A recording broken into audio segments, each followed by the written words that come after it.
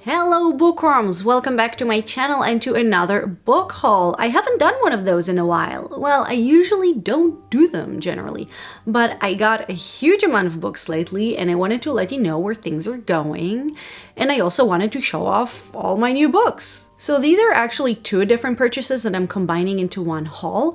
The first was of a few secondhand books, and the second was thanks to my wonderful and crazy mother-in-law who came to visit and decided to get me a huge gift card to one of the only places where I can actually find English books in Berlin. Sorry for this off topic, but this town is ridiculously huge and you can barely find books in English here, and it's so annoying. Okay, rant over, let's talk books. I did get some books I already read, but I didn't have, and I wanted to have because I'm insane. And I actually got a lot more books I already read than new ones, but I regret nothing. So let's start with the secondhand book haul. This girl who didn't want a bunch of classics and she was selling them in a very cheap price, so I got 5 books. First I have Frankenstein by Mary Shelley, which I recently reviewed in October. I reviewed a bunch of Victorian horror novels. This is kind of funny because my husband used to have this book and he got rid of it because he hates Frankenstein, and I read it and fell in love with it, so I had to have it. And he actually saw it on the bookshelf and he asked me, didn't I get rid of it? But this one is here to stay on my side of the bookshelf. Next, we have another book that I already read. We have Jane Eyre by Charlotte Bronte, and I will link both this review and the Frankenstein one in the description box in case you want to see it. And I already talked about this one in my review, so let's move on. Then I got 3 other classics I haven't read yet. So I got Moby Dick by Herman Melville, On the Road by Jack Kerouac, and Catch-22 by Joseph Heller. Now this isn't actually part of the TBR, which if you don't know stands for to be read.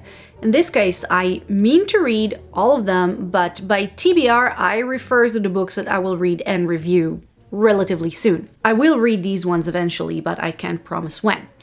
So let's move to the new books, new as firsthand, not as they were written recently. If you haven't noticed yet, I prefer my books more on the vintage side. So I first used my gift card to add to my Agatha Christie collection.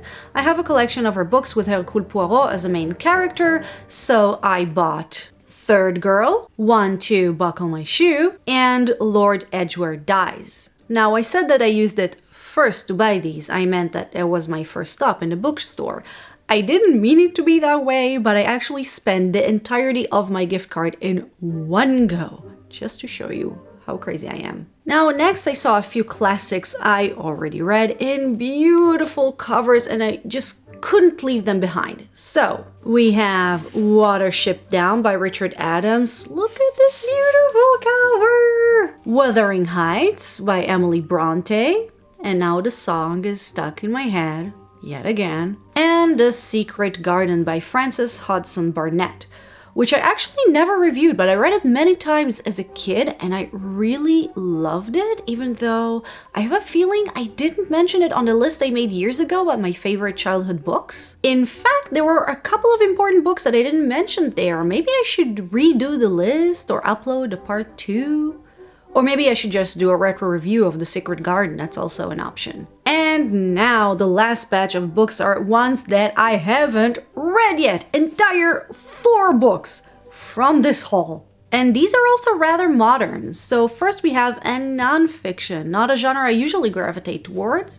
And this one is called Howdunit, not Whodunit, but Howdunit, and it's about writing thrillers and detective books. A masterclass in crime writing, as the cover says, and I am planning on reading it, obviously, but I'm not sure when, I'm not sure if it will be in one reading from beginning to end, and I'm also not sure I'll review it because it's a little niche. We'll see. Then we have 3 novels, and these are my actual TBR. These are the 3 novels that I'm planning to read next and review next. Kind of. You'll see. First, we have The Plant Hunter by T.L. Mugford, and at the time of filming this video, I'm actually in the middle of reading it.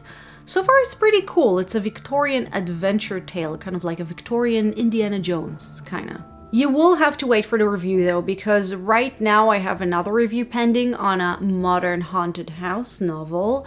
And then I want to do a Christmas special, and then there's the end of the year recap. But once we're done with all of those, The Plant Hunter is next on my list. Then I have The Porpoise. I hope that I'm pronouncing it correctly. I know what it is, a kind of animal group, like dolphins. I'm just not sure about the pronunciation.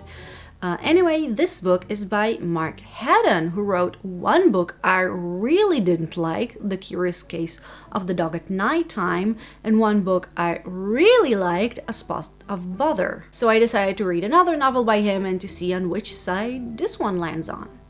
Hey guys, Bookworm from the future here. So as I was sitting down to edit this video, I realized that from this moment on, I have no audio. So it's a few days later and I have to refilm the, I want to say entirety, it's like 2 minutes of the rest of this video, hence the different outfit and makeup, and basically I'm a totally different person who probably looks as tired as I feel because I'm filming in the evening after I came back from my day job. So anyway, without further ado, let's move to the rest of this video and to the last book I have to haul. So lastly, I chose a book that is or was rather popular on BookTube, which I rarely go for, but this one just, it sounded so cute. I was very intrigued, and this book is The House...